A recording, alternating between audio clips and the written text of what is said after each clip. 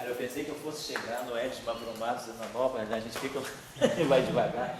Bom, então agora eu vou fazer o seguinte. Vamos olhar aqui o seguinte. Então, nós temos a relação de dispersão, tem que sair daqui da equação de onda, né? E aí a gente agora tem uma relação de senos e cossenos. Vamos pegar a equação do cosseno. Então, a equação do cosseno tem cosseno, é 0R, cosseno para 0R, mas aqui aparece o 0. Então, agora é que eu vou fazer o seguinte. Vou pegar uma solução de onda plana circularmente polarizada. Então, vou fazer agora o seguinte. Agora, vamos particularizar. A gente está querendo estudar birrefringência. E para olhar a birrefringência, eu preciso olhar onda plana circularmente polarizada para saber se a direita e a esquerda têm a mesma velocidade ou não. Então, vamos fazer a velocidade de grupo. Então, vamos fazer o seguinte. Vamos pegar uma onda plana, uma onda monocromática, porque está plano já está claro lá, né? Já é claro que é plano e monocromática, Kz menos ômega t, mas vamos pegar uma onda circularmente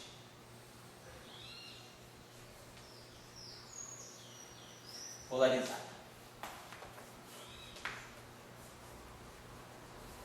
Então, a polarização circular, o campo elétrico vai ter duas componentes, né, que são defasadas. Então, vamos dizer que é o seguinte, que o E0R,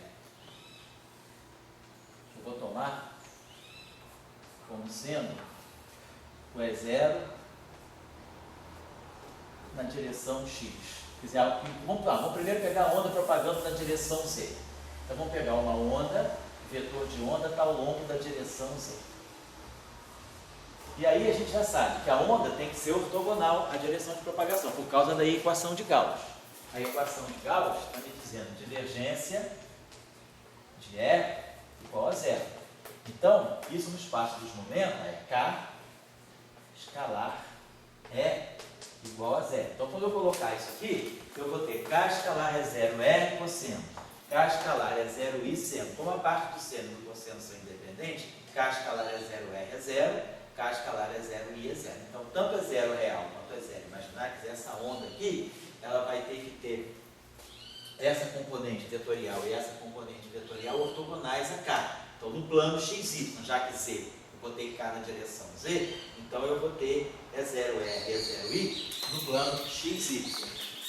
Então, eu vou dizer que a gente pegue o E0R como sendo E0 na direção X.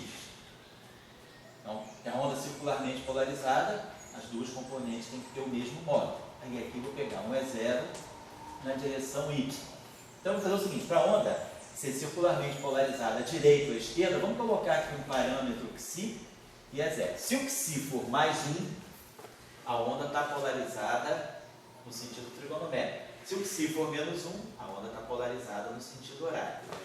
As polarizações distintas, né, direita e esquerda, como é que a gente chama? Destrógera e levógera, vão estar nesse valor de Xi, esse parâmetro numérico de Xi.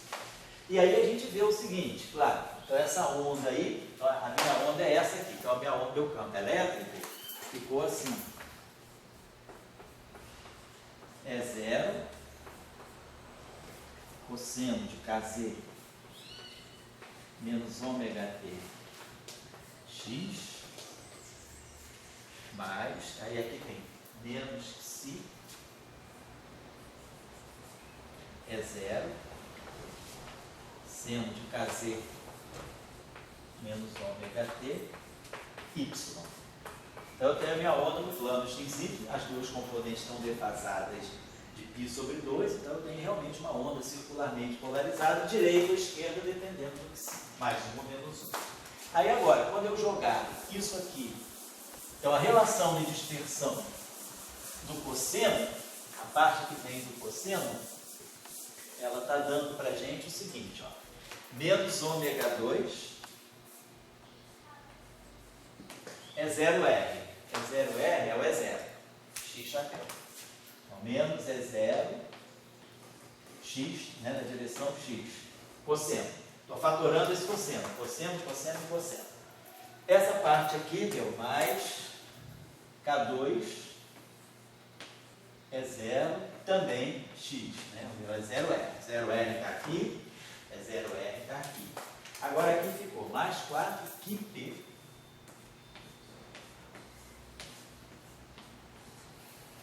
Aí a gente ficou, é 0i vetorial k. É 0i?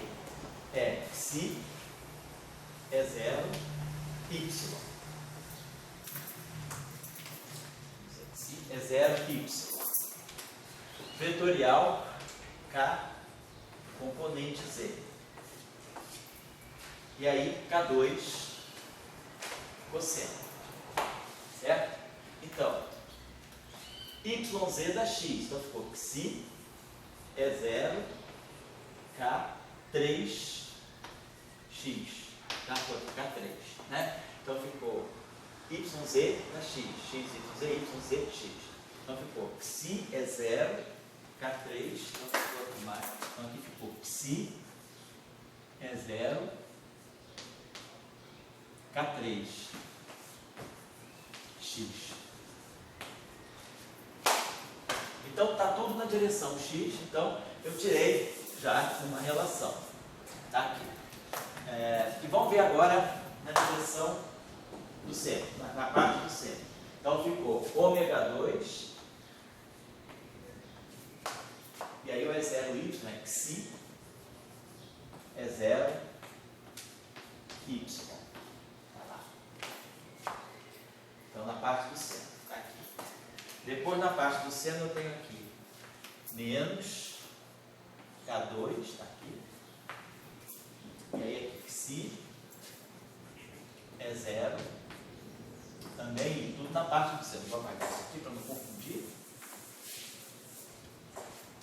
É esse termo. E agora, esse termo aqui. Mais 4 e P. Aí vamos ter E0R é 0, X, vetorial K, KZ, na direção K2. Tudo isso na direção C, tudo isso K2, na direção C. Então, XZ dá menos Y. Então, isso aqui está dando menos E0, K3Y. Então, vai ficar menos E0, K3Y. Então, na direção X, eu tirei essa condição, isso tudo aqui igual a 0, né, Cleber? Então, isso tudo aqui, vou tirar o X chapéu, o X chapéu, o X chapéu, então isso aqui igual a 0. E isso aqui também igual a 0. Observe o seguinte, se eu multiplicar essa equação aqui por psi, eu vou produzir... bom, o E0 está fatorado. É 0, é 0, é 0. É 0, é 0, é 0. Então, observe o seguinte. Se eu multiplicar essa equação aqui por psi, psi ao quadrado vale 1, porque psi é mais ou menos 1. Então, psi ao quadrado vale 1, eu ganho esse termo com sinal menos. Se eu multiplicar aqui por psi, psi ao quadrado vale 1, eu ganho esse termo com sinal mais. Então, na verdade, eu estou multiplicando essa equação por um sinal menos.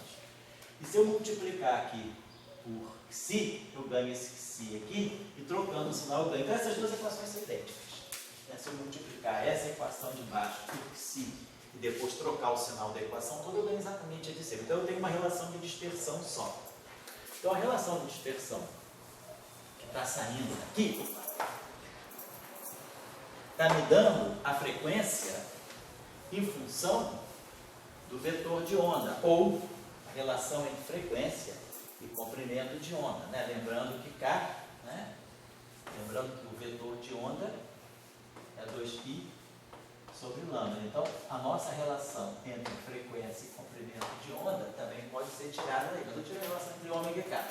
Então, vamos fazer o seguinte, vamos pegar essa equação aqui, ó, vamos multiplicar toda por... É a mesma coisa aqui, ó, psi ao quadrado é 1, psi ao quadrado é 1, e boto o psi aqui. Então, a gente chegou à seguinte relação, ômega 2 igual a K2, aí a gente está com máximo, mais 4 pi Planck, psi, mais 4, psi, mais 4, psi, pi Planck K2, K3, perdão. Então, essa é a novidade em relação a máximo.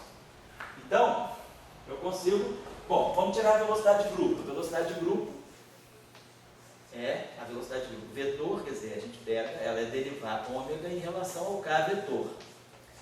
E a componente I da velocidade de grupo é derivar o ômega em relação a K. Mas nesse caso, eu só tenho uma componente, estou na direção Z. Então, diferenciando essa equação, nós temos 2 ômega de ômega igual a 2K dk mais 12 Xi que Planck K2 dk.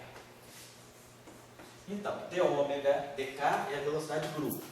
Então, esse 2 cancela com esse 2, cancela com esse 12, que dá 6. E aí a velocidade de grupo é d ômega dk. Então, a velocidade de grupo vai ser K sobre ômega, que é exatamente o caso maxwelliano. No caso de Max, ômega igual a Kc. Então, a velocidade de grupo, né, K sobre ômega, né? Isso, a velocidade de grupo, então, no caso de Max, dá exatamente 1, que é o C, que ômega igual a K, no caso de Max, então vai ficar dk. Então vai ficar d ômega dk é K sobre ômega mais, é bom colocar tudo assim sobre ômega. Eu vou botar Max, vou botar, separar a parte maxwelliana, K sobre ômega, mais 6, Xi, que Planck, K2, sobre ômega. Claro, se eu quiser expressar a velocidade de grupo em função do ômega, por exemplo, né, eu posso resolver essa equação para cá, expressar K em função, eu posso expressar a velocidade de grupo em função de ômega, pegando aqui, resolvendo, ou eu posso fazer o contrário, eu posso expressar a velocidade de grupo só em função de K, substituindo esse ômega aqui, o ômega que está no denominador, porque por essa relação aqui, ômega é raiz quadrada de K2, né, mais 4, Xi, que P, K3. Eu posso botar aqui K3 é K2 vezes K, eu não posso botar aqui ômega igual a K, posso calcular esse K. Então, ômega seria K vezes raiz quadrada de 1 mais 4, Xi, que P, K2. Então, essa é a velocidade de grupo. Frequência, a relação de dispersão é essa, frequência em termos, né, de K. Então, eu posso substituir o K aqui, se eu quiser, né? Se você expressar aqui quem é K, quem é ômega em função de K, perdão, posso expressar ômega em função de K aqui, e ômega em função de K aqui tem uma velocidade de grupo que depende só de K ou só de lambda. Então, eu tenho a velocidade de grupo que depende do comprimento de onda. Isso é o que a gente chama de processo dispersivo, né? No caso da onda de Maxwell, não. Ômega é igual a K. Então, isso aqui dá uma velocidade de grupo, velocidade de grupo é a mesma para todos os comprimentos de onda. Todas as cores se propagam com a mesma velocidade. Mas aqui não. Eu começaria a distinguir. Cada cor e cada comprimento de onda vai ter uma velocidade de grupo. E a velocidade de grupo vai depender da onda ser circularmente polarizada à direita ou à esquerda. Isso aqui pode ser 1 ou menos 1. Então, as duas polarizações, destra ou sinistra, elas vão ter velocidades diferentes. Então, isso é o que a gente chama de birrefringência. Do vácuo. O vácuo é birrefringente. Tá bom que o material seja birrefringente, porque ele tem anisotropias, mas o vácuo está lá. O que está fazendo o vácuo se comportar como um meio material birrefringente? São essas coisas. O que está fazendo isso é o efeito quântico da gravitação, o efeito que tem da escala de Planck. Então, a gente tira esse resultado aí, quer dizer, a birrefringência do vácuo, né? Eu vou deixar, então, só para essa aula vai ser curta mesmo, só para quem está assistindo essa aula de longe, não perdeu nada, assim, no sentido de que a gente não perdeu o tempo de aula. A gente vai, a nossa aula é para ir até 5h30, eu vou fazer mais um pouquinho, né? A gente estava pensando, não vai fazer 4 horas de aula hoje, porque geralmente esse curso é de 4 horas com os intervalos russos, né? Mas a gente hoje vai fazer uma aula até 5 e pouca, né? Bom, então eu só queria chamar a atenção, primeiro, para esse fato aqui, né? Que a gente tira. Outra coisa interessante de observar é que a gente poderia pensar o seguinte: será que esse efeito da gravitação pode fazer com que a onda eletromagnética se propague de tal maneira que na visão onda-partícula, quer dizer, na representação, na visão corpuscular da onda, o fóton adquirisse massa. O que significa o fóton isso aqui? Então, do ponto de vista, então estou só apagando, isso aqui foi a velocidade do grupo, então a gente consegue expressar a velocidade do grupo em função da frequência, ou não importa, ou em função da própria velocidade, da própria comprimento de onda. Então tá aqui. O que é importante para nós é essa relação. Agora essa relação tem uma característica interessante, que é, se eu vou, isso aqui é a visão ondulatória, na visão corpuscular é igual a H cortado ômega. P é igual a H cortado K. Fazendo H cortado igual a C igual a 1. Então, numa visão corpuscular, esse termo aqui é energia ao quadrado. É 2, é igual a P2, C2, mais 4, Si, QT, P3. Então, eu tenho um termo de momento à terceira. E aí eu pergunto, se eu quero observar uma partícula massiva, se uma partícula tem massa, significa o quê? Que eu vou para o referencial de repouso dela, o momento é zero, e a energia fica sendo a energia de repouso. Né? Quer dizer, a relação uma partícula massiva, livre, essa é 2, é P2C2, mais M2C4. Então, se eu tenho uma partícula massiva, eu posso ir para o referencial de repouso dela, e a energia dela é a massa de repouso, né? A energia correspondente à energia de repouso. Se eu fizer, agora, o fóton, ele satisfaz a essa relação. É ômega 2 igual a K2, então é 2 igual a P2, é igual a P. É igual a módulo de P. Se eu vou para o referencial de repouso, a energia é zero. Então significa que a massa é zero. Então, nesse caso, essa relação de dispersão, ela é tal que, se eu fizer P igual a zero, a energia é zero. Então, eu não tenho aqui um fóton massivo. Então, esse efeito gravitacional, ele não gera um fóton massivo. A gente poderia se perguntar, será que em alguns casos, com violação da simetria de Lorentz, a gente pode gerar um fóton massivo? Quer dizer, a anisotropia do espaço, ela faz com que o fóton, ao se propagar, adquira uma massa. Ele se propaga como se fosse uma partícula massiva. Aqui não. O termo que nós desprezamos, se eu me lembro bem, que era aquele termo que tinha QP ao quadrado e um K4, também é um termo que, se eu for para o referencial de repouso, K é P. Então, se eu zerar o K, zerar o P, eu não vou ter nada. Então, quer dizer, mesmo colocando esse termo, eu não vou ter acesso, eu não vou ter o efeito de um fóton massivo. Então, nesse caso, né, no caso da eletrodinâmica de Gambini-Pulling, nós temos a birrefringência do vácuo, mas não temos dissipação. Então, não temos fóton massivo. Então, agora, fica como tarefa. Quem quiser fazer, é um exercício, eu chamaria desses exercícios assim, imbecis, mas é só para o cara botar a mão na massa. Quem quiser fazer, por uma questão assim, de precisão máxima, trabalha, não despreza o termo de ordem calor. Quer dizer, refazer, ou rever, né? Rever a relação de dispersão de Gambini-Pulling, mantendo, não vai ter grandes coisas de novo, mantendo, só vai mudar assim, a forma da velocidade do grupo, mantendo o termo de ordem de Planck ao quadrado, não desprezando esse termo. Então mantém ele e faz, é um ponto, uma coisa para se ver. Meu irmão está fazendo aqui.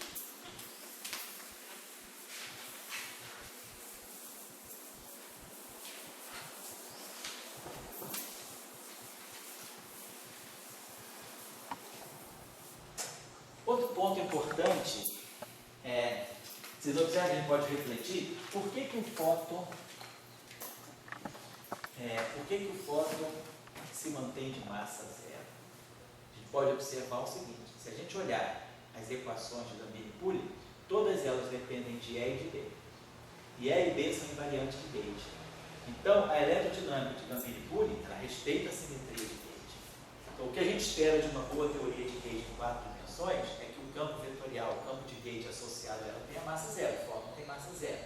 Então, o fato do fóton ter massa zero também é uma consequência do fato da eletrodinâmica de Gambini-Cooley ser invariante de gauge. Ela não quebra a simetria de gauge. Todas as equações dependem de E e P, não depende do potencial. Não tem termo tipo proca, que depende do potencial, depende só dos campos. Então é uma outra questão para ser olhada. Deixa eu ver. Uma outra coisa. Então a gente viu relação de dispersão, velocidade de grupo, índice de refração. Vocês podem ver o índice de refração. O índice de refração a gente define como sino C sobre a velocidade de fase. A velocidade de fase é ômega sobre K. Eu posso também definir o índice de refração associado à velocidade de grupo, que é a velocidade da luz dividida pela velocidade de grupo. A velocidade de grupo nós temos, então a gente pode fazer uma análise do índice de refração como função da velocidade de grupo. Mas a velocidade de grupo depende do comprimento de onda. Então, quer dizer, o nosso índice de refração, nos dois casos, né, é o que a gente chama de um meio dispersivo. O índice de refração da onda depende do comprimento de onda daquela onda. Depende do comprimento de onda. Então, esse meio é um meio dispersivo, você tem essa dispersão. Cada frequência, ou seja, cada cor se propaga com uma velocidade distinta e, portanto, tem um índice de refração distinto. Tá certo. E também o fato importante é que o índice de refração vai depender do modo de polarização. Uma luz, vamos dizer, polarizada à direita ou polarizada à esquerda, ela vai ter índices de refração diferentes, porque a velocidade de grupo e a velocidade de fase também. A velocidade de fase é ômega sobre K. Então, se eu dividir essa relação aqui por K2, né, que vai ficar ômega sobre K ao quadrado, igual a 1, mais dividindo toda a relação por K2. Aqui vai ficar K. Então, a gente vê que a velocidade de fase aqui, a velocidade de fase ao quadrado, a velocidade de fase é ômega sobre K, ela vai depender do comprimento de onda, isso aqui é 2π sobre lambda, e vai depender da polarização. Então são vários aspectos interessantes, porque isso aí é propriedade do vácuo. Quer dizer, um vácuo que seja dispersivo é porque ele tem estrutura. Se o vácuo é dispersivo, deve ter uma física, esse vácuo não é um vácuo trivial. É isso que eu queria chamar a atenção. Aí eu vou deixar como tarefa também, quem quiser pensar, analisar ondas linearmente polarizadas. Nós aqui analisamos as ondas circularmente polarizadas. A pergunta é, será que essa eletrodinâmica comporta ondas linearmente polarizadas? Porque tem aquele fator estranho, aquele laplaciano do rotacional de E. Então isso produz uma indicação, vamos ver, será que é possível ter ondas linearmente polarizadas? Então, ondas linearmente polarizadas.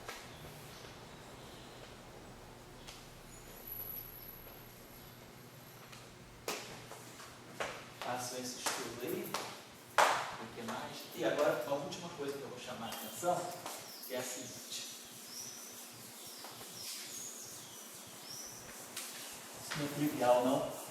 Eu vou deixar encaminhado para a gente pensar, caminhar na próxima aula. Que é o seguinte, a questão da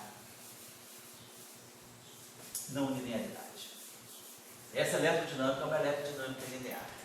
Vou pegar as equações, deixa eu pegar só umazinha só para mostrar para vocês. Vou dizer que eu pegue Ampère Max, rotacional do rotacional de B,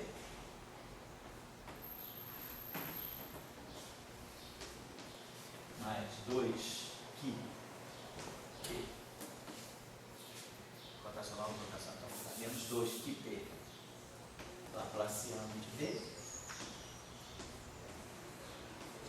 igual a BL. Suponhamos o seguinte, nesse meio, estou jogando uma onda eletromagnética, mas nesse meio eu vou fazer o seguinte, eu tenho, meu campo eletromagnético tem duas Tem dois setores eletromagnéticos nesse espaço. Eu tenho um campo de fundo, eu estou nesse cenário de Gambini-Pulling, e aí eu estou no meio onde há um campo magnético de fundo muito forte. Eu posso introduzir um campo magnético de fundo no laboratório. Eu boto um campo, sei lá, de 200 tesla, um campo de 10 tesla. Boto um campo eletromagnético de fundo. Então eu tenho um campo eletromagnético de fundo, eu tenho um campo eletromagnético, eu tenho um campo magnético de fundo. E vou propagar, então tem esse campo magnético de fundo que eu vou chamar de B0. Pode ser ter um campo uniforme, posso ter um campo magnético uniforme, estou dentro de um solenoide grande e tal, boto um campo magnético externo do laboratório constante, nesse meio. E aí jogo aqui um laser. Aqui é o fóton. Então aqui está se propagando um laserzinho, uma onda que é, vamos dizer, de intensidade bem mais fraca que o campo eletromagnético externo. Estou propagando uma perturbação eletromagnética nesse meio. Então é claro, o meu campo eletromagnético total é o campo de fundo, que não depende da dinâmica, é um campo que é dado, ele é fixado no laboratório, e o campo que satisfaz as equações de campo, né, quer dizer, é o campo de Mach, o campo que se propaga. Eu tenho aqui zero mais um campo elétrico pequeno, que é o campo do fóton. Então isso aqui é um campo de fundo, é como se eu tivesse, por exemplo, na vizinhança, o fóton, com ondas eletromagnéticas, passando na vizinhança, por exemplo, de uma estrela que tem um campo magnético muito intenso. E aí, essa onda vai se propagar no meio, onde há um campo magnético. Então, o campo eletromagnético total é o campo de fundo, mais o campo da perturbação que está se propagando. E o campo magnético total também é o campo de fundo, mais o campo da radiação que está se propagando. Então, é como se eu estivesse fazendo uma linearização, uma perturbação, tem um campo pequeno que se propaga nesse meio. Digamos que não haja campo elétrico de fundo, eu tenho apenas um campo magnético de fundo. O meu problema é esse, eu tenho esse cenário, tem esse meio, onde tem vamos dizer assim, essa isotropia que vem da escala de Planck, da gravitação, e nesse meio eu coloco um campo magnético muito forte e jogo uma onda. Então essa onda, quando passar nesse meio, ela vai interagir com o meio, mas ela vai interagir também com esse campo. Então vamos botar aqui o seguinte. Não precisa ser nem constante nem constante. Então eu vou ter o seguinte, meu campo vai satisfazer essa condição, meu campo eletromagnético satisfaz essa condição, meu campo magnético total. Laplaciano de B0, rotacional de B0, não estou dizendo que esse rotacional é zero, o campo não precisa ser uniforme, mas rotacional do campo magnético da perturbação, da onda que está se propagando, menos 2 π Planck Laplaciano do B0, menos 2 π Planck Laplaciano da perturbação, isso igual a dEdt, mas eu não tenho campo eletromagnético, campo elétrico de fundo, meu campo elétrico é só o campo da ondinha que se propaga.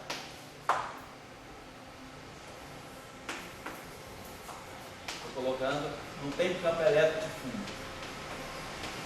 é apenas um campo magnético muito intenso, porque, por exemplo, os experimentos que estão sendo feitos lá em Toulouse, por exemplo, naquele experimento BMV, que é birefringência magnética do vácuo, que a gente coloca, né? É um campo magnético externo e joga laser nesse campo magnético externo. Claro, agora eu vou pegar outra equação de Gambini-Pulling, que é, daí claro, eu vou ter divergência do E pequeno, quer dizer, divergência de B0, de E0, né? Mais divergência de E igual a zero. É aquela primeira. Então agora eu vou escrever todas as equações de Maxwell que eu tenho, separando B em B0 mais B pequeno e E é o E pequeno. Jogo isso nas equações de Maxwell. E aí, vamos ver como essa onda, que é descrita pelos campos E e B pequenos, interage não só com o campo magnético de fundo, mas com a escala planckiana. E aí a gente pode, por exemplo, olhar como isso como fica o transporte de energia. Quem é a energia? Quer dizer, o meu feixe de laser, ele vai ter uma energia, né, que vai ser DDT de E2 pequeno mais D2 pequeno. Mas nós vamos ter algumas outras contribuições que vão vir do campo magnético externo também. Isso pode gerar algum efeito dissipativo. Então a questão que eu estou colocando é, nesse cenário em que nós temos um campo eletromagnético externo, campo eletromagnético, vamos dizer, uma perturbação eletromagnética que se propaga nesse meio onde eu tenho um campo magnético externo fixado.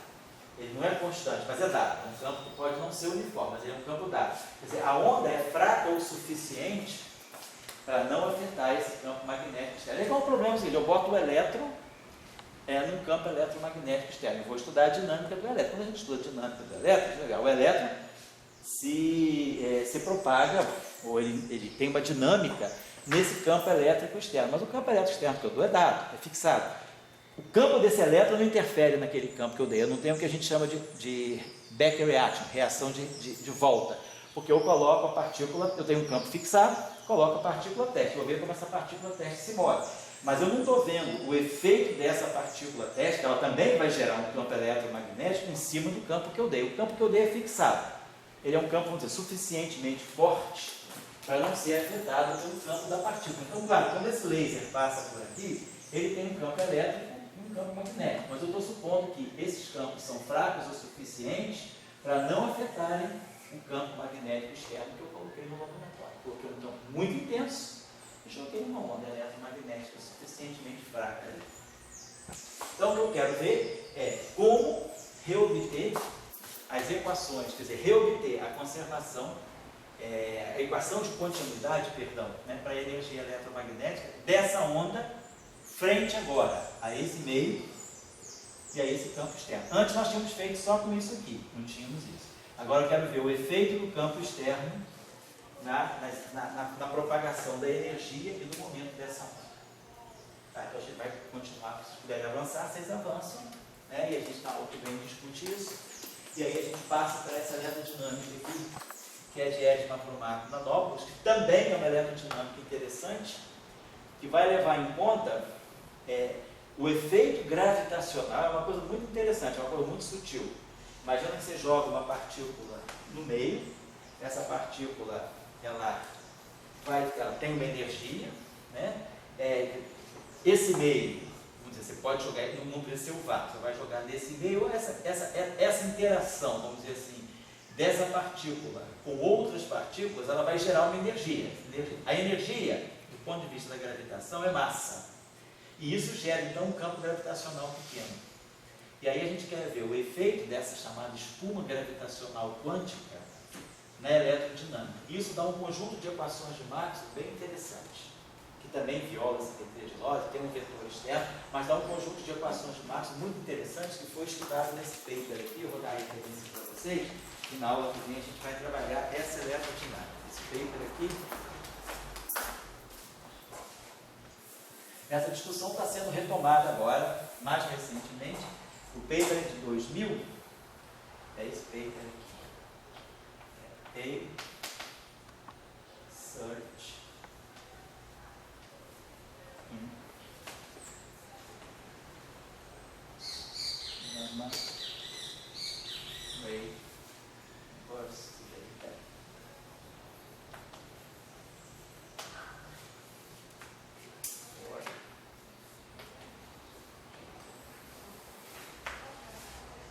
Constância.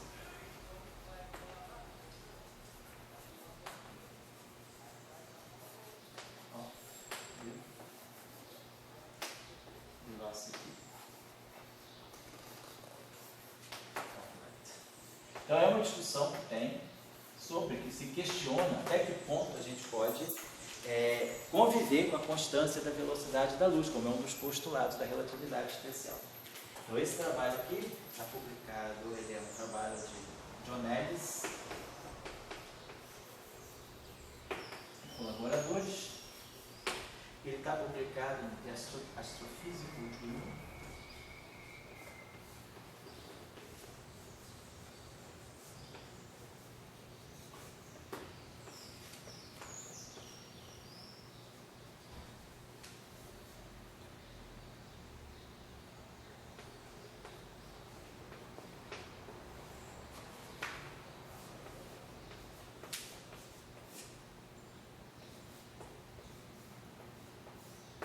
essa referência aqui.